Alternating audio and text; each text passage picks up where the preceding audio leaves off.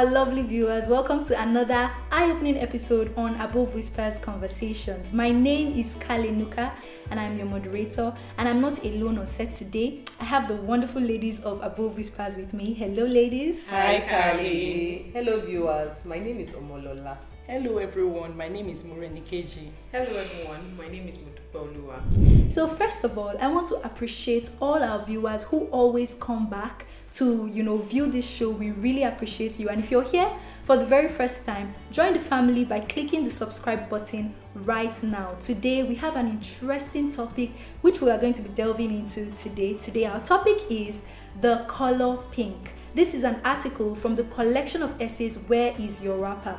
Where is Your Rapper is a transformational book. Like, you totally should have that in your library. It's written by Erelu Bisi-Fayemi, a gender advocate, a feminist, a renowned author. A lot that you can learn from the book. So ensure that you get a copy as soon as you can. Let's delve into this conversation by reading an excerpt from the article, The Color Pink. However, growing up, when I discovered that there were colors that established the inferiority of women and girls and the superiority of men and boys, I hated the color pink. Little girls are brought up to have a natural relationship with pink. The mothers have little choice in the matter, because when you go shopping for baby clothes, the girls' clothes are pink and the boys' clothes are blue, with little else in between. I was brought up to think of pink as befitting because it was meant to symbolize femininity, delicacy, sweetness, calmness, gentleness, and all the things associated with being female. Blue for boys symbolized masculinity, strength, natural leadership. This is how girls grow up believing that they can probably do what the boys can, but that they are not really expected to leave their pink comfort zones. Interesting. So this article is a very beautiful one. Like I said, you should get the book so you can read the entire article, and so you can join us in this conversation, productively.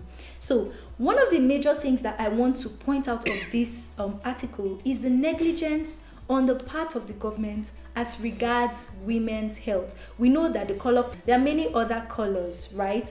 Talking about women's health. Mm-hmm. So why is it that the government is quite negligent concerning women's health? There's just the simple explanation that I see. People in government are not relatable. They cannot relate with these issues. They cannot. They are far removed and detached from the realities that happen to women. Yes, are there very few people in government who are in touch or in tune with these things? Yes, they are, but they are very few. And just that very few cannot affect the make change that we want. I mean, what somebody that is so way up there that does not even know that maybe the daughter of her domestic staff needs a sanitary pad. Is it that person that wants to even think about the fact? Even his own daughter, that's even going far. Even his own daughter. Do you understand? Is this such person that wants to get there and make policies that will help women? So they are actually not relatable. They cannot relate at all. They don't know what it is, and maybe they don't care. Maybe that's why we are not really seeing the change like we are expecting. Omolola is quite right. Because they can't relate, they cannot understand. They can't understand. And then you just think the woman's body is easy. What's the big deal? Is it not menses? After all, are you the first to menstruate? What's the big deal about menses? You see, it's the way you are even carrying your body because you are menstruating. What's the big deal? Some girls have so much pain that they have to miss school for menses, and their teachers cannot even understand because they can't relate. Like you have rightly said, there are no policies in place. Because people who are there don't even have the understanding. They just think, what's the big deal now? What's the big deal about pregnancy? My mother had 6 now. Yes, now my mother had, and we didn't even know. They would tell you, but we didn't even know when our mothers were menstruating. What's the big deal about pregnancy? What's the big deal about having your child naturally? What's the, why do you have to undergo cesarean section? Women of these days, they are so lazy. Modern moms. And then, especially when you call them to come and sign consent from, what's the big deal? In those days, our mothers were forgetting that there were many women who lost their lives. Of course, even till now. Even up till now. and they just think, what's the big deal? You know, it's amazing because we still find men who we even expect to supposedly learned, that you expect that even if though they are men, they may not be able to exactly relate but have an understand because they should know these things. Should know these things. They will just go by, no. What's the big deal? Especially when you tell people to go to teaching hospital. Their husbands will tell you, teaching hospital, they will put knife on every woman. In fact, they don't believe that there's a woman that passes through a teaching hospital without naturally anymore. So you find that they just feel that it is easy to have children is easy now, to menstruate is easy. You know, I just want to cite an example of something that happened in a scenario where I was in, where we're talking about menstruation. Boys were there, girls, matured men and ladies, and a guy just stood up and said, "Wait, is menstruation not just that night? Oh God! What are you shouting about?" God, can you imagine? He said it, and every woman there was just. Is it medication? You gasped. Like, you have to gasp for it. That tells you how much so many people don't even Ignorance know about men. That's how much men. Ignorance. How much, the ignorance is just appalling. You know, the funny thing is, when we talk about relativism, yesterday I saw a video on Instagram, and there was a machine that was used to test men. Induce menstrual pain. Yes. They brought in women, they cranked it up to 10. The women were like, the first job. Because they're not the big deal. It's not even up to what I usually feel monthly. But the guys, they could not stand it. They were shouting, turn it off. That is. You want to tell me that men like that, when they get to the place that they will remember that? Yes. The woman body, goes through a whole lot. And on the part of our government, I feel like so many times they don't ask the right questions. If you want to provide solution to a thing, you should ask the right questions. The people involved. And that's where I'm even coming to. That's what I'm coming to. You want to make policies for women, and you have men on the board. No, how can they make quality? You want to make health-related policies, and you have non-health related or non-health involved personnel. What do you want to do? I don't understand. And engineers making policies for women, and even in situations where we have you say things like we have ministry for health, for women's health, for women's health. Those that you find that most of the time these things are done just because they want to keep women short. And now she have shall open ministry for you. Now she shall have. Like, now tokenism is just they just put that there as figurehead. So even if this ministry it's still there, are they really? There is nothing. Are they really working? Is it functional as it ought to be? So a whole lot still has to be done. You find these men saying that after all, we understand, we have wives. When you now challenge them that how can you not have women on board, they will tell you, but we have wives and we have daughters. And we know men that don't even pay attention to anything. They will come now and tell you they have wives. They can't understand. We need more women to take quality decisions about women. Very, very, very enlightening. Like a whole lot has to be done. Even though yes, there are some things that are being done. The Ministry of Women's Affairs is there. But then we need to take it a step higher because more women are falling victims to a whole lot of illnesses that they shouldn't have been, and then women's health has to be more prioritized, as much as possible. So we have diseases such as breast cancer, ovarian cancer. These diseases are things that cut the lives of women short. How can we do better? What can we do to prevent all these things? Let me start by saying, women, take care of yourself.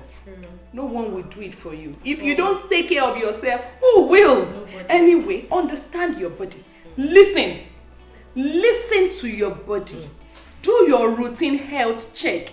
Get a blood pressure monitor. More than breast cancer, many women die from complications of hypertension now. Many women. And these things are happening. Yes, your regular blood pressure check, your blood sugar check, your self breast examination, your routine checks. Just go to the hospital.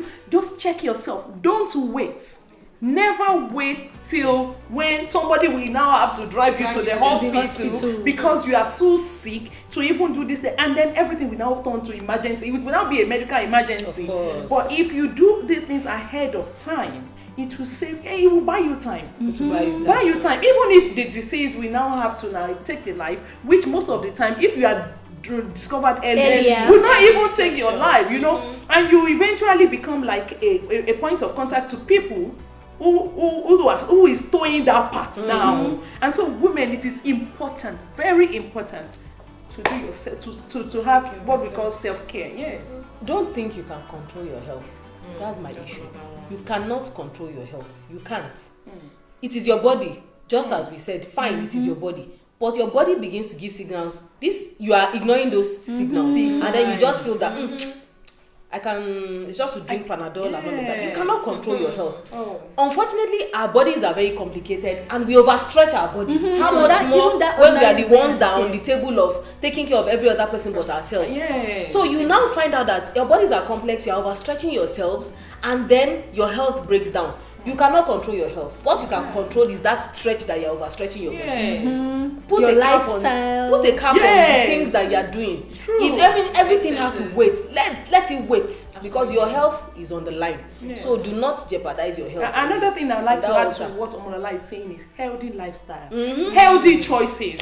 Because as much as you cannot control your health, you can control what you Exactly. into you and what you put on your skin. At least it will save you, even if it is skin cancer. It will save you from skin cancer. It will save you from obesity. It will save you from some metabolic disorders and then diseases. And then you at least, if you can control that, I think the other diseases that will even be lining up, they will be little children. Yes. That can be managed easily. Absolutely. And you know, the category of women that don't follow doctor's instructions, they still baffle me. It's mothers that you will know that they will force their children to finish the prescribed dose to the last one. But when it comes to theirs, they are nowhere to be. They are strong. They are strong women. They will say God forbid. If I take it to weaken me, if I'm weak, who will take care of the next person? Please, women should learn to actually follow doctors' instructions. When doctors prescribe not just even drugs, nutrition, when they advise you on exercise, change this diet, do this, do that, let us learn to actually follow the prescription as much as possible. Because see, the person that you are concerned over is not a priority as much as you are. You are the number one priority. You are your own priority. So we should actually learn to think. And that brings me to the talk on when you go to visit the doctors, please open up. If you're not comfortable with a doctor, you can actually ask for another doctor. That's true. Open up when you're with your doctor. Ask questions. And doctors too, please be patient to give answers to your patient. Be patient with your patient. Because if there's a saying that the purpose of a thing is not known, abuse is inevitable. If a person knows the reason why he or she has to actually be diligent with the medication, the person might actually the person will not eventually, after completing that dose, move on to the pharmacy to get another one. If she understands that I'm supposed to take this for 5 days, if I take it longer than 5 days, there's complication which is looming, she will understand that if after 5 days I don't see, even if after 3 days I don't see improvement, I have to go back to the hospital. Maybe they will eventually change it. Even the diagnosis might even change after the 3rd day, because maybe you have taken some tests and the results are yet to be out before the prescription, the initial prescription. It means that when you are going back now, you are having a fresh diagnosis and a new line of treatment. And so it helps everybody. Helps everybody. And just to add to it, please, that chemist is not a doctor. I beg you. That table you are about to thank shake. you for shaking this table. The akapo table. You want to shake now. The chemist is not the doctor. Yes, so the yalagbo that is hawking it on the street. They are not the doctors. The doctor is the doctor.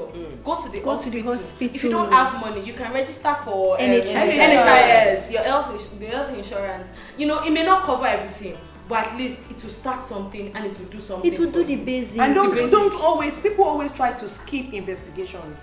laboratory investigations. Like, I know this symptom now is malaria.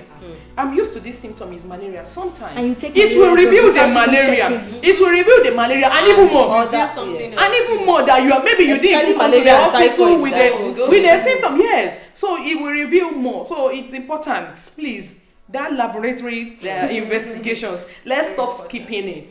We can't talk enough about women's health because the thing is this, it is everybody's responsibility. Both from the government down to the woman herself, down to you that you're watching this. It's also your responsibility to ensure that people around you take responsibility for their health. Let's have the final remarks from the ladies. See, government should just be involved in women's matter. It's very important. I don't know why just as Morenikeji said earlier, we put up people that cannot make policies. Modupe said we put up people that cannot make these policies. We put them there. How can you put an engineer there? Find the right people. Be involved in these matters until government see this thing is expensive, and the way the country is right now, things are actually very tough. So until the government helps and subsidizes these things, it cannot help. The majority of the people that actually need all this medical attention cannot afford it. So the government has to step in one way or the other. Yes. Oh my God, this just brings to my mind, what is the health budget? What are the focus? These are the questions we should be asking. Oh woman, rest.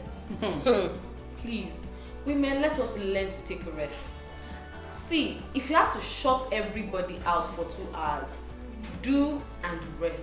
Things will be fine. Yes. Everything will work out at the end of the day. See, there's a saying that Emishe in Yoruba, literally meaning the life of your job is longer. If you die that moment you will hear acting. Even nature abhors a vacuum. So exactly. Somebody will fill in that vacuum. So you have to just give yourself rest. Just take a break at least. I think we need more women-friendly facilities. How do I mean? Something like pap smear is uncomfortable. You know, I have to undress, I have to do this. If the environment is conducive, it's easy to go.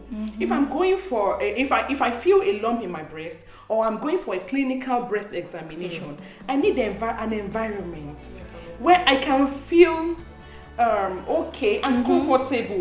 Well, I want to assure you that if you are going for such procedures, there will definitely be a chaperone with you in that room. It will not just be you and your doctor. There will definitely be a chaperone, maybe a nurse, or you can even request that a family member comes in. But we need those environments. Why do we think people travel abroad? The environment is conducive. They can, when we have more conducive environments, if I know that I can, no, we are talking about women now. Mostly we are talking about old women.